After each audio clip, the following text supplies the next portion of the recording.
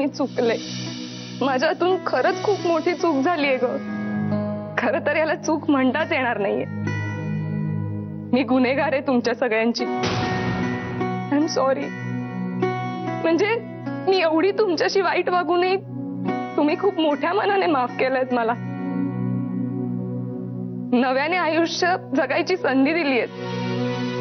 खरंच खूप मोठं मन आहे तुमचं. अवनी, आता तुझ्या समोर जे सत्य आलं ते कितीही त्रासदायक असलं तरी तू मोठ्या मनाने ते स्वीकारलंस. यातच सगळं आलं. सगळे म्हणतात ना ते खरंच आहे. तू खरंच खूप चांगली आहेस, म्हणूनच तुला सगळ्या गोष्टी चांगल्या दिसतात. पण मी आता परत तुमच्या आयुष्यात नाही डोकावणार. मी इथून दूर कुठेतरी खरंच निघून जाईन. तू जाणारच असलीस तर मी रोखणार नाही तुला, पण निर्णय घ्यायची इतकी घाई का करतेस? आपण बघूया ना काय करता येईल ते. नाही, नको. मला उगाच तुमच्या चांगुलपणाचा फायदा घ्यायचा नाहीये. मी इतकी दूर निघून जाईन ना की माझी सावलीही तुम्हाला त्रास देणार नाही. उर्मी, नाही स्वप्नील, मला आता कुणाच्याही साथीची गरज नाहीये. मी आतापर्यंत तुझा फक्त वापर करत आले, तुझ्या भावनांचा गैरफायदा घेत आले. खरंच मला माफ कर आणि हे सगळं विसरून जा. नाही, मला माहितीये की या गोष्टीचा तुला खूप त्रास होईल, पण तरी पण स्वप्नील, खरंच तू खूप चांगला मुलगा आहेस. तुझ्यासाठी पुढच्या आयुष्यात खरंच काहीतरी चांगलं वाढून ठेवलंय याची खात्री आहे मला. थांबवणी. अनय, उर्मी, मी तुला आधीच सांगितलं होतं, माझ्यासाठी तू अवनीच आहेस. जर तुला जायचं असेल तर मी तुला थांबवणार नाही.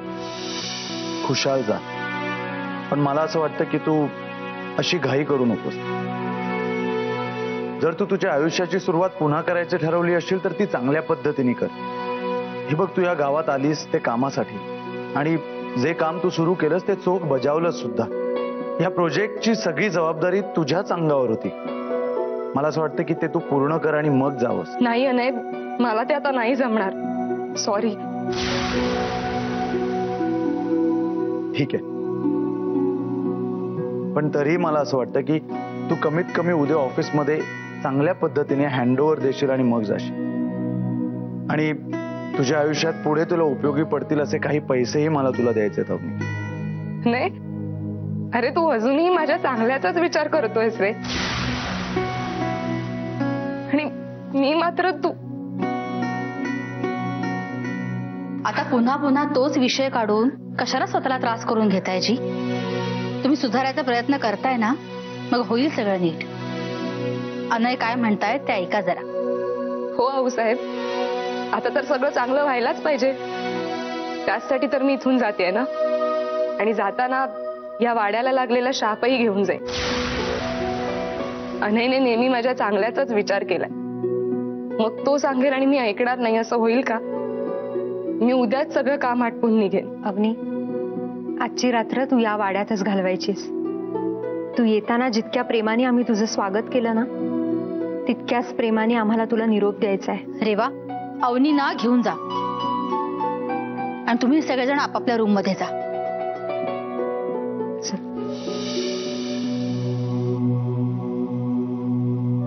काय मग जमदाडे, असली नाटकं पुन्हा करू नकोस. नाही साहेब, आता 100 खडे लावले साहेब कानाला. साहेब, इतक्या भल्या लोकांच्या वाईटावर होतो ना, याची मला आता लाज वाटते साहेब. खरं आता जन्मत अशी ऍक्टिंग करणार नाही साहेब. आणि चणे तर अजिबात खाणार नाही. निघ आता.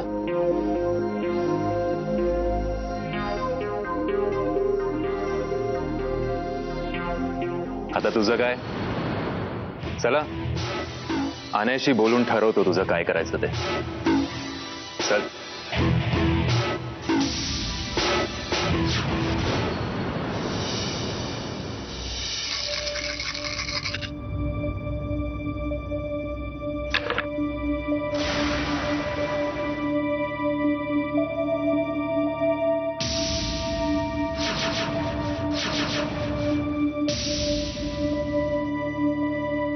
मी सुमित्राची बहीण उर्मिला आहे. तुमचा भूतकाळ आता तुमच्या समोर येऊन उभा राहील असं वाटलंही नव्हतं ना. बस, मी पाणी आणि काहीतरी खायला घेऊन येते तुझ्यासाठी, आणि तू झोप आता शांतपणे. रेवा, थँक्स. मला माझ्या मोठ्या बहिणीचं प्रेम कधी मिळालं नाही, पण तुझ्या रूपाने मला मोठी बहीण मिळाली. तुझ्यासारखी बहीण खरंच प्रत्येकाला असायला हवी. वरदा खूप लकी आहे. आहेस मी तुझी मोठी बहीण. आलेच मी.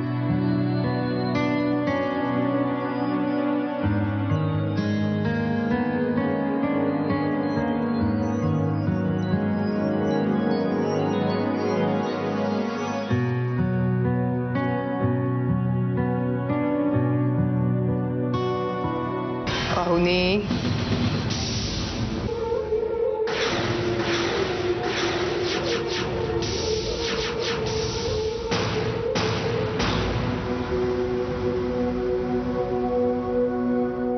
शेवटी एखादा मार्ग सापडेनासा झाला की परमेश्वर स्वतः तो मार्ग दाखवायला धावून येतो.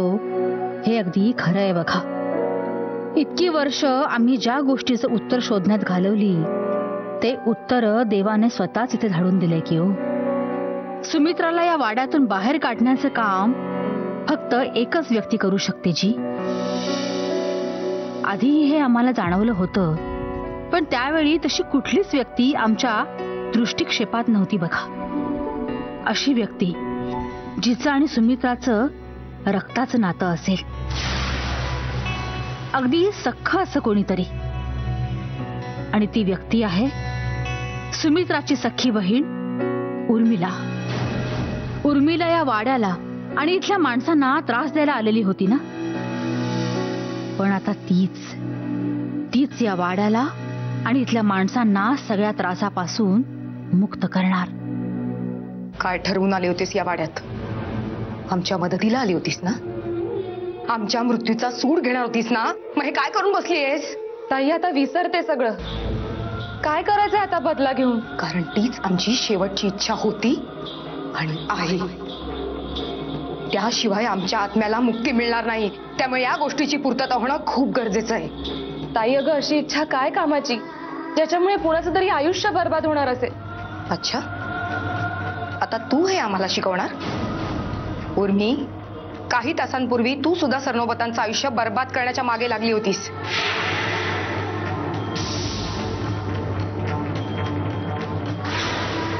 कारण तुझ्यामुळे माझे डोळेही सूडभावनेने आंधळे झाले होते. पण अनय, रेवा आणि घरातल्या सगळ्यांनीच खूप मोठ्या मनाने मला माफ केलंय ग.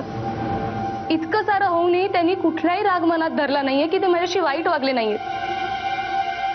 ह्या सगळ्यावरून मला चांगुलपणाचं महत्व कळलंय ताई. पण तुझ्यासाठी मी नको नको ते वागले ग त्यांच्याशी. पण तरीही काही मनात न धरता त्यांनी मला स्वीकारलंय. उर्मी, अगं ते लोक तुझ्याशी असं वागणारच. आमच्यावर इतका मोठा अन्याय केल्यानंतर कुठल्या तोंडाने वाईट वागणार आहे तुझ्याशी? ते तुला घाबरले, तुला, आम्हाला, आमच्या शक्तीला, आणि म्हणूनच त्यांनी मान झुकवली. असं काहीही नाहीये. तुला वाटतंय त्यांनी तुझ्यावरती अन्याय केलाय, पण त्यांच्या मनात तुझ्याबद्दल खरंच अगं असं वाईट नाहीये. तो एक अपघात होता आणि तसं व्हायला नको होतं. हा सगळा गुंता शांतपणे सोडवता आला असता असं त्यांचं म्हणणं आहे. आणि ताई, खरंच मला त्यांचं ते म्हणणं पटलंय ग. वा, कालपर्यंत सुडाच्या भावनेने पेटली होतीस तू, आणि आज तुला त्या लोकांचं बोलणं योग्य वाटतंय. आणि ज्या बहिणीच्या हक्कांसाठी तू इथे आलीस तिचं बोलणं मात्र तुला निरर्थक वाटतंय. वा उर्मी, वा. कारण ताई, कालपर्यंत आईने माझ्या मनात सुडाची भावना निर्माण केली होती, पण सुडाच्या आगीत सगळंच जळून जातं ग. त्यातून काहीच चांगलं घडत नाही. सगळ्या गोष्टी निरर्थक वाटू लागतात. आणि ताई, आता सगळं होऊन गेलंय ना, किती दिवस आपण भूतकाळात जगायचं? ताई, तू मुक्त हो ग. खरंच हा वाडा, हे सगळं सोडून निघून जा. आणि आता तुला हे अधिकार मिळून काय करायचंय? नाही, आता आम्हाला अधिकार नकोत. आता आम्हाला सगळ्या सरनोबतांचा मृत्यू हवा आहे. ताई अगं ती खरंच चांगली माणसं आहेत. तुझ्या चुकीच्या वागण्याने तू आत्महत्या केली होतीस. त्याचा बदला तू त्यांच्याकडून का घेणार आहेस? ते तुला नाही कळणार. आता तू बघ, सगळ्या सरनोबतांना आम्ही कसं संपवतो ते. आता आम्हाला कोणीही अडवू शकत नाही. हो, फक्त तूच आमच्या वाटेतला अडसर बनू शकतेस. ताई मी तुला असं काहीही करू देणार नाहीये, आणि तू तसं करणार असशील तर मीच तुझा आता अडसर बनेन आणि वाचवेन या सरनोबतांना.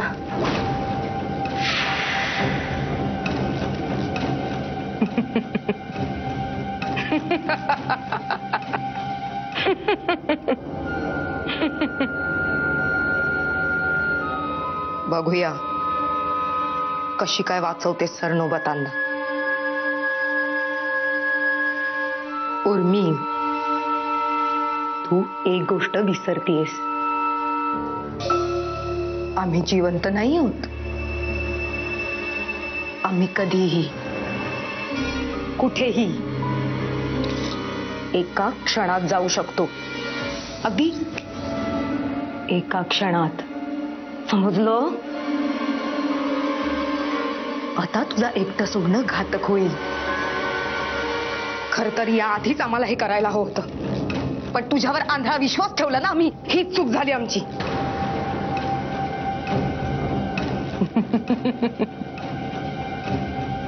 पण आता तुझ्या शरीरात प्रवेश करून तुझ्याच हाताने सगळ्या सरनोबतांचा विनाश करू आम्ही. सरनोबतांचा विनाश करू.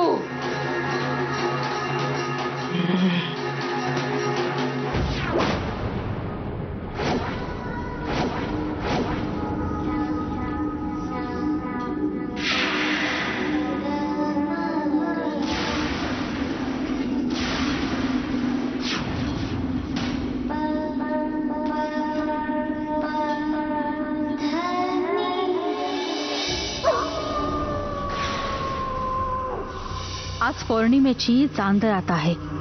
आजच्या रात्री सुमित्रा गप्प बसणार नाही. ती कुणाचा तरी बळी नक्कीच घेणार. जी सुमित्रा काही ना काही नवा डाव टाकायला मागे पुढे पाहणार नाही. अवनी सुधारल्यामुळे सुमित्राचे सगळेच फासे उलटे पडलेत.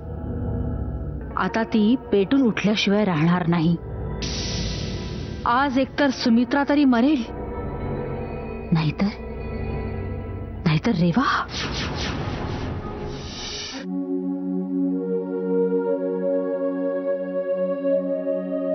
इथे एकटी काय करतेस?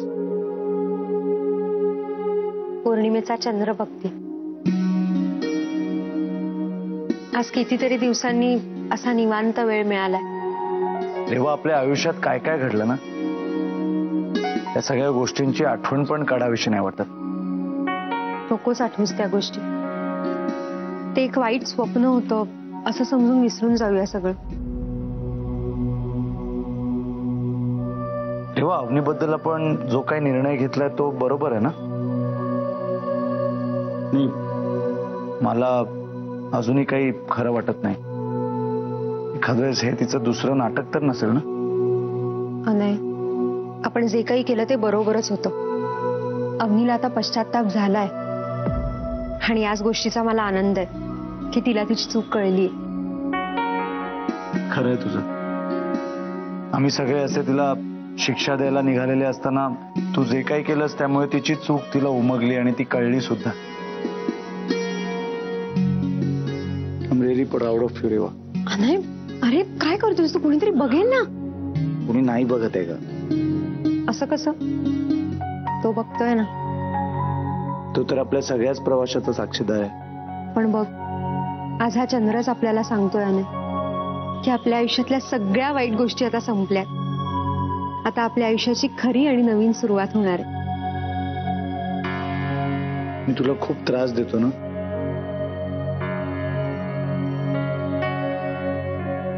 I am sorry Reva.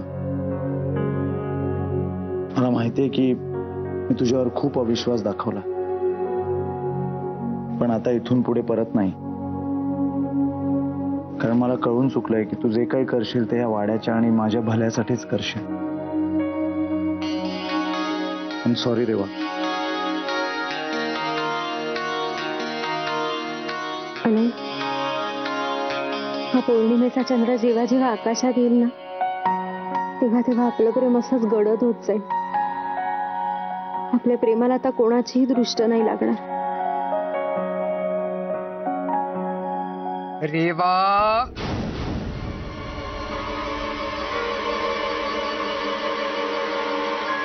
इतक्या लवकर स्वतःच्या प्रेमाला दृष्ट लागणार नाही यावरती विश्वास कसा बसला तुमचा? अवनी, हे काय बोलतेस तू?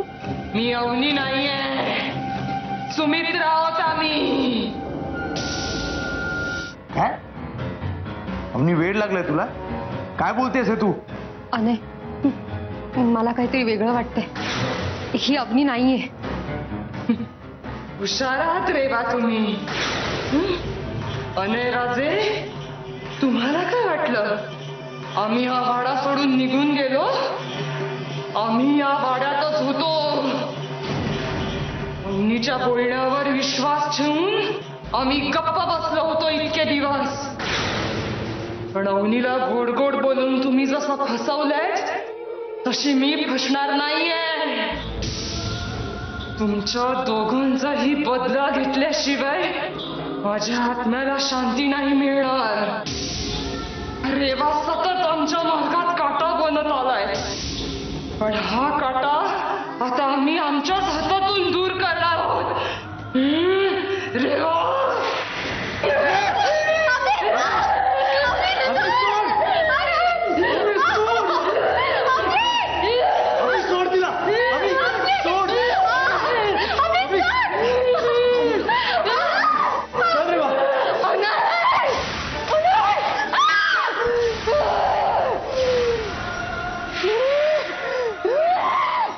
वाटलंच होतं आम्हाला तुम्ही गप्प बसणार नाही म्हणून. इतकी वर्ष आम्ही तुमच्याशी युद्ध खेळत आलोय जी. आजची पौर्णिमेची रात्र तुम्ही वाया जाऊ देणार नाही हे आम्हाला समजलं होतं बघा. कौशल्य चालती हो इकडनं. तू आज यांना नाही वाचवू शकणार. चालती हो. रेवा, जा पूजेची तयारी करा. आमची चिंता करू नका. आज सुमित्राला जावंच लागेल. हे भैरव कवच जोपर्यंत आमच्या हातामध्ये आहे तोपर्यंत या काहीही करू शकणार नाहीत. नाही नाही, चालती हो इकडनं. मेघदत्ता, बांधा. ताई त्यांच्या हातात बांधा. जी आऊसाहेब.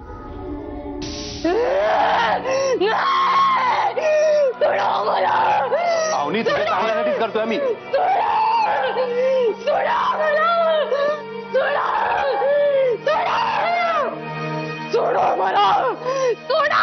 हात दे इकडे.